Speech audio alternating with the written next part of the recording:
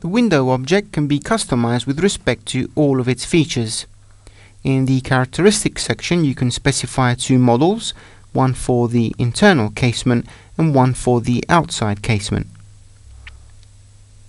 From the catalogue,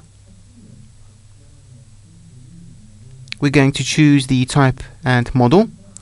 Let's say rectangular with two leaves, assigning it to the first casement.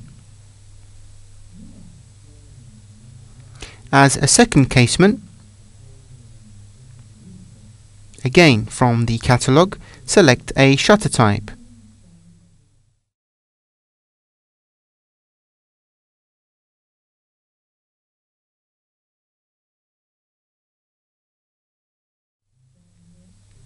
In the materials section, we can also assign a material to both the first and second casement.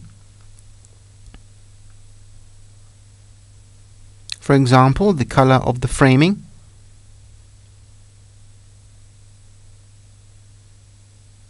selecting from the catalogue, in the colors and materials section, the type of material to apply.